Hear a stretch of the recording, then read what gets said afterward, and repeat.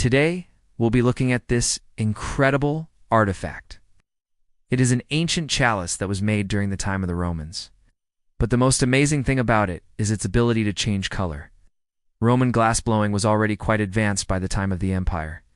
Glassblowing originated in Egypt around 3500 BCE, then moved to Greece where it remained for almost 400 years before moving to Rome.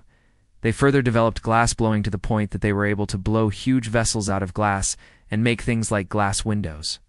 Glass was not just used for vessels, but also for decorative items, such as cameos, which are pieces of colored glass with figures displayed in relief.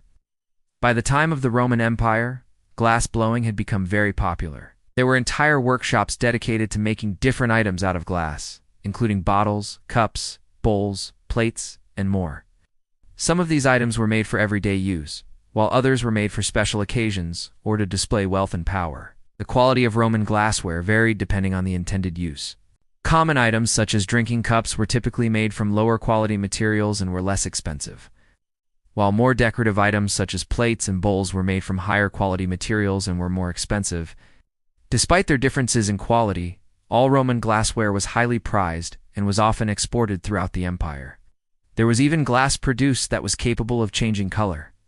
The technique involved layering different colored glass together to create a multicolored effect.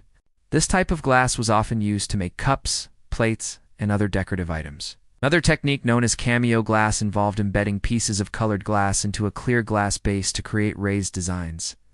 Cameo glass was highly prized during the Roman period and was used to make everything from small buttons to large plates. Roman glassblowers were highly skilled craftsmen, and their work was highly valued throughout the ancient world. Their techniques for creating colored and patterned glass were incredibly advanced for their time and continue to be admired today. In fact, you can still find examples of Roman glassware in museums around the world. And now, you can add one more example to the list.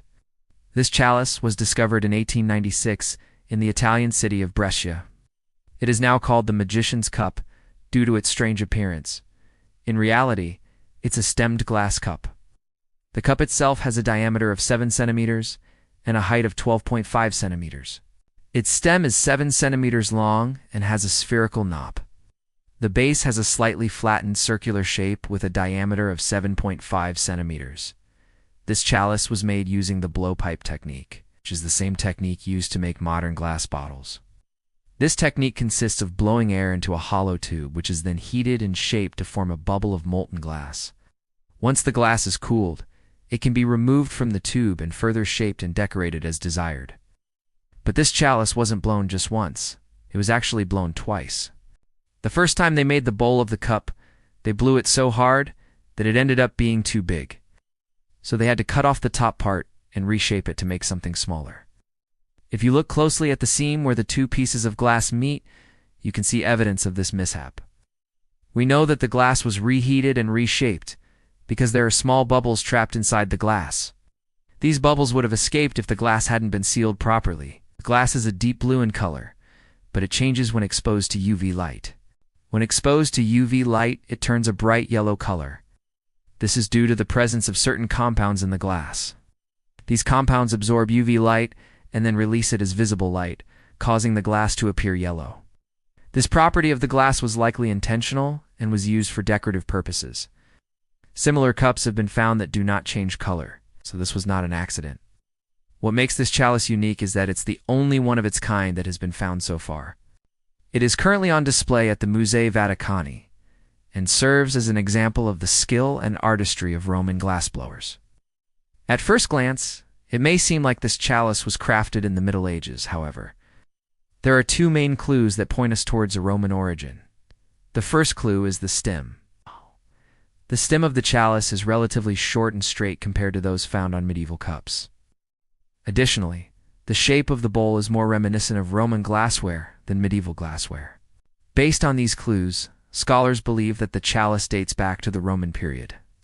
However, the exact date of its creation is unknown. The reason why it's difficult to accurately date this chalice is that there are no inscriptions or other markings that can provide clues as to its age. Additionally, the style of the chalice is not similar to any other known Roman artifacts, making it challenging to place it within a specific time frame. Based on the techniques used to make the chalice, scholars believe it was created sometime between the 1st and 3rd centuries AD.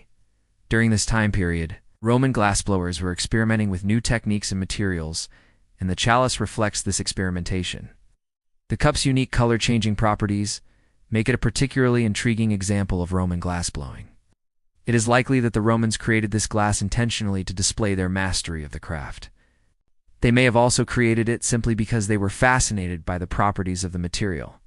Whatever the reason, the chalice remains a beautiful and mysterious example of ancient Roman craftsmanship.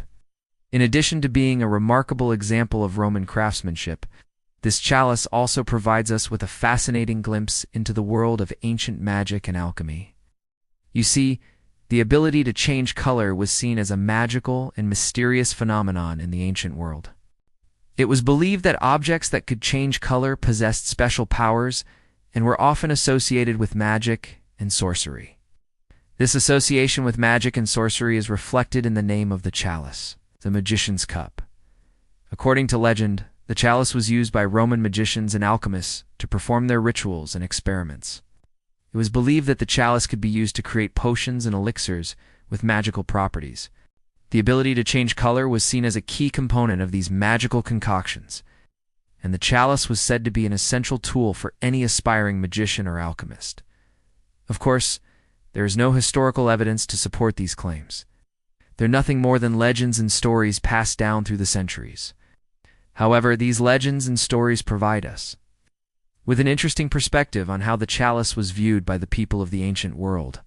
They saw it as an object with special powers and significance, and it's this perception that has led to the chalice being shrouded in mystery and intrigue. Today, the chalice is displayed in a glass case at the Musei Vaticani, along with a sign that warns visitors not to touch it. This is because the chalice is very fragile and can be easily damaged. Despite its fragility, the chalice remains a popular exhibit, and visitors from all over the world come to see it. Many of them are drawn to its beauty and uniqueness, while others are intrigued by the legends and stories surrounding it.